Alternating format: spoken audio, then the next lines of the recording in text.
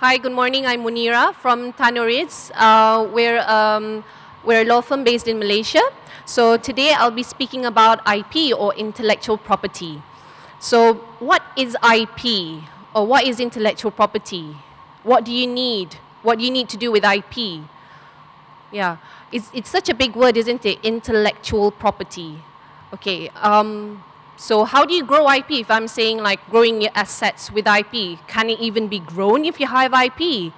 So, okay, for today's session, we're going to start with, there's two parts to my talk today. The first part, I'm going to give a brief overview of what is IP, especially what is relevant to the publishing industry. And then hopefully from that, we can actually move on to how you commercialize IP, basically how you grow IP, okay? So since I mentioned intellectual property, it might sound like a big word. What did you do when you go to sleep today? I believe even in this room, very room, we have at least a few 100,000 worth of intellectual property. So when you woke up, when you slept, even when you went to bed, like the bed that you were sleeping in, there's intellectual property in that. Throughout your sleep as well, you were wearing your pajamas or your bed sheets. There's intellectual property there as well. And on the way, when you woke up, when you went, the moment you woke up, you went to the toilet, there's a lot of intellectual property in there. The moment you picked up your toothbrush, that toothbrush itself, there's at least 3 types of intellectual properties in that single toothbrush. So IP is actually, it's a very simple thing once you actually understand what IP is and how you can actually benefit from IP and how everyone is actually benefiting from intellectual property even right now. So it's going to be interesting once you actually understand how it works. I think everyone would actually be looking out for IP the moment you actually go out this room. So hopefully we'll start with what IP is. Okay, before we understand or before we go into what intellectual property is, since IP forms a type of intangible property, that is, if we have if we have real property, that's the other part of property. You have intellectual property or intangible assets, and then you have real property, like the things that you can see, the things that you can touch, the land, the house, your car, your baju, your equipment, your cameras, all that is your real property. Yeah, so that is something that you can actually see and touch. When it comes to intellectual property, it's more to rights, things that you can't actually see, but things that have value and that you can actually transfer. Yeah, and there's a lot of value in that. If not, then how and why is like WhatsApp bought over for more than $1 billion worth of, that's worth of, how much? It was 2.6 billion, if I'm not mistaken. Okay, I remember it's a few $1 billion worth of acquisition by Facebook of WhatsApp. And then even WhatsApp, Facebook itself nowadays is worth a lot more. And if you look at how Facebook, WhatsApp, and all these intangible or intellectual property-backed businesses, how they actually started, they didn't have material assets. Yeah, it's all on intangible form. So that is the value of IP. And since IP is a type of intangible assets, what is intangible property? So intangible property, like the name is non-physical. A type of intangible asset is goodwill, your reputation, and the market-related type of intangible assets are like domain names. And you have customer-related types of intangible assets like your customer lists, your order logs, and your customer relationships. And you have artistic-related intangible assets like your performance events, your literary works, and your musical works. And you also have your contract-based intangible assets. These are your rights from your agreements, licensing agreements, lease agreements, franchise agreements, your broadcasting rights, any type of rights derived from a collaboration agreement or any similar licensing arrangement. So these are all intangible assets, which is the bigger picture. And IP actually falls within this. So what is IP? Generally, it's creations of the mind used in commerce.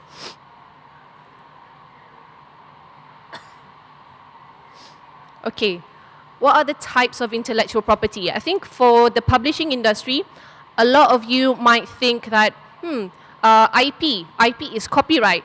Is it just copyright? Well, there are a few types of intellectual property, but mainly maybe copyrights is more relevant to the publishing industry. But let's go through the rest. Yeah.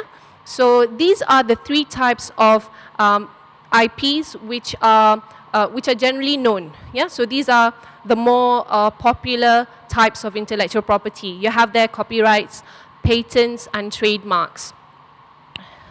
We'll go through later what are these IPs and what forms a patent, what is a trademark, and what is the difference with the copyright later. And we have, this is also a main type of intellectual property. It's an industrial design, and it's not as well known as the other 3. And we have another 4 intellectual properties which you might not have heard or have heard less of. You have integrated circuits, you have trade secrets, or in some parts of the world is known as confidential information. You have geographical indications, and you have new plant varieties. Okay, so what are these IPs? So patents. Patents are actually inventions. It's more technical, and it can be a product patent or a process patent. For example, if you have your machineries, like how this camera works, if there's a different component to that camera, even this microphone, that is a sort of patent. So it can be registered. As long as there are certain ingredients that you manage to fulfill, then you can qualify to register your product or your process as a patent. So that's patents for you. And what is a trademark? Trademark is your name. It can be a name, it can be a logo, it can be a picture, it can be a tagline. Yeah. So, but is trademarks just a name? In general, trademark is what your service or what your brand or what your product is known as. For example, this laptop is known as Lenovo, so that is the trademark of this laptop. Yeah. So like my handphone is called Sony, so Sony is the name. But nowadays, a lot of you might not know that trademark has gone beyond the realm of traditional marks. What I've actually displayed here are more traditional marks, like taglines, are like now everyone can fly. You can relate to those type of brands immediately to the owner. But these are traditional. There are more non-traditional marks, like in Thailand, has recognized non-traditional marks. You have smell, you have sound, you have texture, you have a color. Like, you know, if you think of the color purple, you would think of Cadbury. Or you think of, or if you think of the color Tiffany blue, you immediately know it's actually Tiffany the jewelry. So in some parts of the world, they even go to the extent of recognizing non-traditional marks such as these, like even moving images, smells for certain products. You can immediately you can immediately know who it belongs to. Like you pass by a famous Amos store with that cookie smell, you know it's famous Amos. Yeah, so it's a very interesting world that we're living in right now, and it actually goes beyond all this. More traditional marks, which you might have known already. So industrial designs, what are industrial designs? Industrial designs are actually protecting the look, the aesthetic look of the product, like this podium. Yeah. So if this is new, as long as it's new, something different, it actually qualifies as an industrial design. So even the chairs that you're sitting on, let's say if there's something different to the design, that is a sort of industrial design. Yeah? So there are different types of intellectual property, and it actually protects different things. Copyrights, in general, is an expression of an idea, but I can say that copyright is one of the most widest forms of intellectual property. We'll go on and we'll see how wide it can be. It's not just books. It's not just manuscripts. It's very wide. You have literary work, which actually covers all that. You have film rights. You have artwork. So it's one of the widest types of intellectual property. Moving on, integrated circuits. You might not, like, why is integrated circuits an IP? Well, it protects actually the three-dimensional configuration of electronic circuits used in microchips and semiconductor chips. We might not think that this is relevant, but God knows what we have in all our gadgets right now. So this is what it seeks to protect. And geographical indications is sort of similar to trademarks, but it actually refers to the geographical area that produces a certain thing. Like in Malaysia, for example, we have Sarawak black pepper.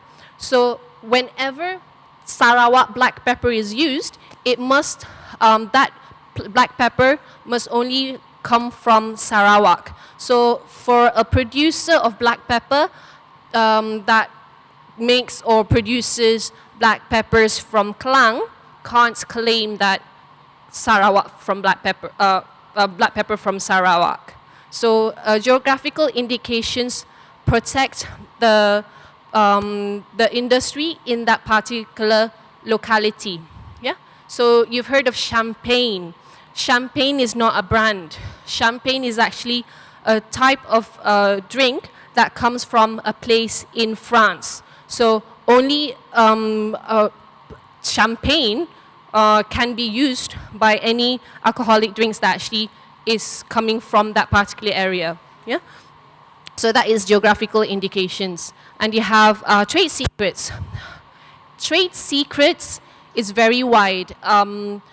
It actually covers anything that either might not qualify to be registered, any other types of the IPs that's been described earlier, or it is actually an alternative way for IP owners to protect their intellectual properties.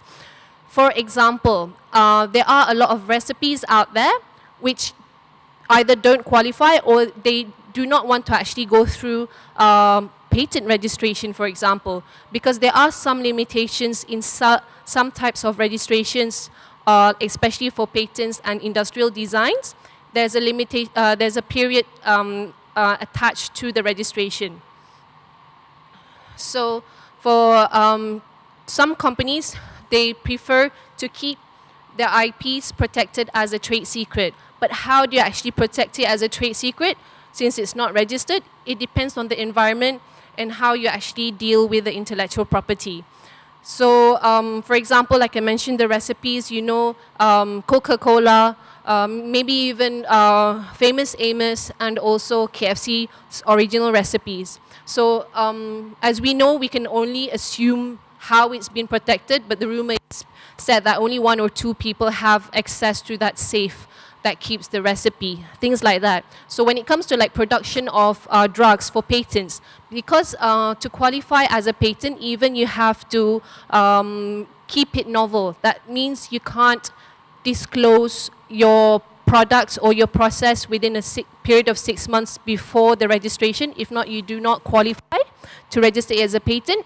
Then some people actually go by the way of protecting it as a trade secret. For example, if you're in a lab, only 1 or 2 people are given access and it's within a very controlled environment. So how do you protect trade secrets as in that way of protecting it, the environment, securing the environment, and also the parties that you deal with through the normal non-disclosure agreements or confidentiality agreements.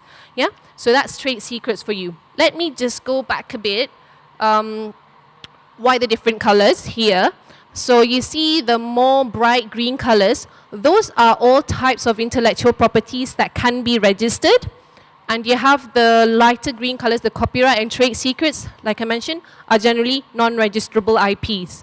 So if you wish to protect your intellectual property, depending on what type and depending on how, there is a form of registration, and there are types of intellectual property, like copyrights are automatically protected upon creation. But in Malaysia, we have actually come up with this voluntary notification system, just in case you might want to know, because it's more relevant to the publishing industry. There's a voluntary notification system that has been created for copyright owners to actually lodge with the Intellectual Property Office here. But it's a prima facie evidence. That means it's not conclusive evidence. So it's different. The rights attached, hi, Assalamualaikum. The rights attached to that particular copyright is not of the same level of another registered IP, for example, like a trademark. So, so that's a bit of update actually that has happened in 2012. But still, it's just an option, because copyright still remains as automatically protected. It's just the way on how you secure your ownership. So if there is a dispute, you could actually produce the evidence of you being the creator or first owner. Yeah. So that's where tips. Whenever you create IP, any form of manuscripts, immediately put the date down and your ownership on that particular scripts of drawings, design, scripts, or any paper for that matter. Okay, so that's IP for you. So what is IP in the publication industry? So we have, when you look at a book, you have the titles, you have the contents, you have the layout, you have the book cover. Okay, so what is in the title? You have the names, or sometimes you even have the characters or the title of the books. Even in subheadings, right, in some chapters, right, it's even a title. So in that can actually form a type of trademark, like the name of Harry Potter Chamber of Secrets, you know? You can actually protect that even as a trademark. And content, the form of expression of the ideas, it can be the manuscript, the photographs, the comics, the illustrations, the paintings. That's the content in that publication. And you have also the layout, which is also a type of intellectual property. The design, the layout, and the typeface. For example, if you look at the final production of a dictionary, how it's being designed or arranged, and in the published edition of a book, and the typographical arrangement of the edition. So that is another type of IP which is protected in the publication. And you also have the book covers, yeah, like Harry Potter's original edition covers were created by Jim Kay. So that's a different type of intellectual property on its own. And you also have other intangible forms of published editions, like the digital books, you have the e-books, and you have the audio books. So there is a lot of type of intellectual property, but in here, it's mainly copyright, but different types of copyright. So it's never a one lumped up copyright. Yeah? So there are different types of copyright, and that means it can belong to different owners in a single publication. So let's see how IP is actually created in the publishing industry. So it's actually quite small there, but actually the first arrow actually shows ideation. So here, you usually have the authors and the content creators. So it's their role to actually create the idea or come up with the idea. And in this stage is where you conceptualize the characters, the storyline, the theme, the setting, and etc. So you have, and then once you have the idea, you start to materialize. Yes? And this is where IP is created. Even though it is a form of intangible, but once you actually produce it in material form, that is when you can actually start to transfer and mobilize that intellectual property. So once you realize the ideas into material form, you have the idea and you create the scripts, you create the manuscripts, you actually put the drawing onto the canvas, you paint, and you actually draw the comics, the illustrations, or you actually start going out and taking the photos. So that is materializing the intellectual property. And then once that is created, it's already an intellectual property on its own. And through an enhancement process, usually done also by the publishers, is enhancing the material form of that content created by these authors or the content creators. And this is where the editorial works takes place. And you have, after that, the packaging of those materials. So you combine the works created into a single form. For example, you have illustrated novels, and then you also start to pick the type of paper, the canvas, the size, and you include computer graphics maybe. So that is the packaging to create that single type of publication. And then eventually the issuance of the books, the journals, newspapers, or the magazines. Yeah? So in that single publication, there are a lot of intellectual properties owned by different people, different parties. And then you go into printing the hard copy materials, and some nowadays you have processes going by print on demand and print by order and such, and then only after that you have commercialization, or commercialization might even happen before printing, yeah, if it is like print on demand. So that is a simple idea of how IP is created in this publishing industry. And now I'm just going to go through some example, so we can actually move on to the second speaker. So this is some type of paintings done. Yeah. So what can you do with paintings?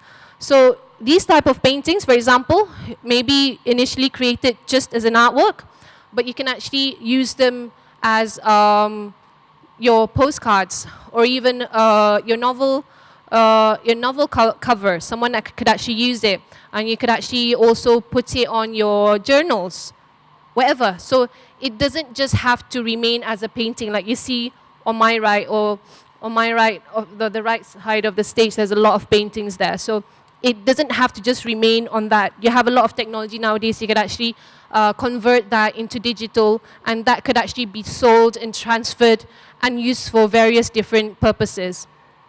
And another one, like this is another friend. She does all paintings as well. So these are all artworks that are created, and it doesn't necessarily have to remain just on the canvas. And the world has become so vibrant with intellectual property and the way how people actually go on to create, innovate. And it's so interesting nowadays, even for a talk like this, if a visual recorder was around, she could actually finish this type of visual recording at the end of my presentation. So so basically it's summarizing the talk within a single page and making it easier to understand. So this is also a type of intellectual property, and it can be used in various different platforms and in different for different purposes. Yeah. So these are some types of intellectual properties for you. And if you have any questions, you can let me know. I'm going to have a second session, supposedly at 11 o'clock, but it might be pushed to 11:30. So please let me know if you have any questions. Okay. All right. Thank you. Thank you, everyone, for your attention. And I'll be around until the next one. Thank you.